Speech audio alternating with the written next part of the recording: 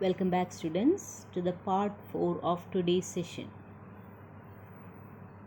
Let us discuss about the angular momentum in the case of rotation about a fixed axis, conservation of angular momentum and rolling motion. Suppose we are taking a fixed axis of rotation. So in a fixed axis rotation, all the constant particles describe circular motion. Hence, angular momentum of the particles about the corresponding centers are L1 is equivalent to m1 omega r1 square, L2 is equivalent to m2 omega r2 square, etc. Similarly, Ln is equivalent to mn omega rn square, where omega is the angular speed of the body. Since angular momentum of all the particles have the same direction, therefore angular momentum of the body is given by L is equivalent to L1 plus L2 plus etc. up to Ln, which is equivalent to m1 r1 square plus m2 r2 square plus etc. plus mn rn square, the whole into omega. The term in brackets can be replaced by moment of inertia I. Hence, angular momentum L is equivalent to I omega. This is analogous to the equation P is equivalent to mv in linear motion. Now, angular momentum L is equivalent to I omega. Taking the derivatives on both sides, dl by dt is equivalent to d by dt of I omega. Since I is a constant, we can take it outside the differential sign, which is equivalent to I into d omega by dt. d omega by dt is the rate of change of angular velocity, which is angular acceleration alpha. Hence, dl by dt is equivalent to I alpha. And we have already discussed that I alpha is equivalent to tau.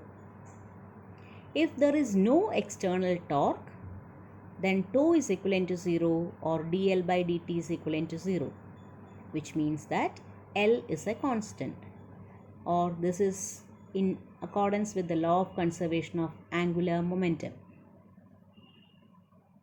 So in the absence of an external torque, angular momentum is conserved. That is, dl by dt is equivalent to 0 or L equivalent to I omega is a constant. This is the law of conservation of angular momentum. That is, the total angular momentum of a rotating object remains constant if the net external torque acting on it is 0. An example for the law of conservation of angular momentum is that the skaters control their moment of inertia by moving the distribution of their masses closer to the axis, which means faster rotation, or spinning someone in a chair while the person brings the weights closer and farther from their body. Angular momentum is conserved. That is, a skater will bring arms closer to his body, which decreases the moment of inertia and increases his angular velocity, so that he spins at a faster rate. Now coming to rolling motion. Now let us take the example of an object rolling along a surface. We know the center of mass will be always at the center point of this object, and its angular velocity omega will be as shown in the figure.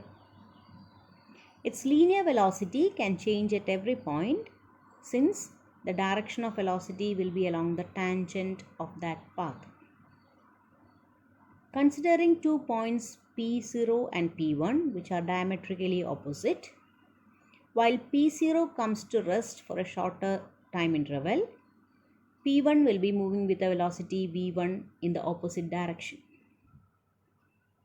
Considering any other point P2 in the object, we can see that its velocity V2 will be having a component, one along the radial direction, that is perpendicular to the radial direction, which is VR, and another one is VCM, which is along the direction of center of mass.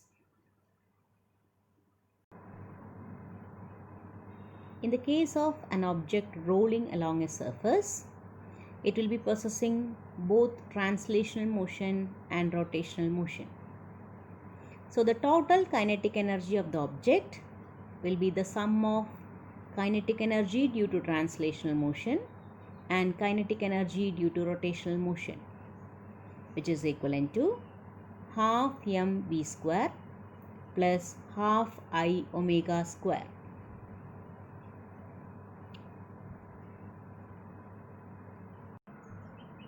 Replacing moment of inertia I by mk square and replacing omega by v by r, we get total kinetic energy is equivalent to half mv square plus half mv square into k square by r square, where k is the radius of gyration. Taking the common factors, we get kinetic energy is equivalent to half mv square into 1 plus k square by r square. This is the total kinetic energy in the case of a rolling motion. Hope you might have got an idea about rolling motion of an object and the dynamics of motion. Thank you, dear students.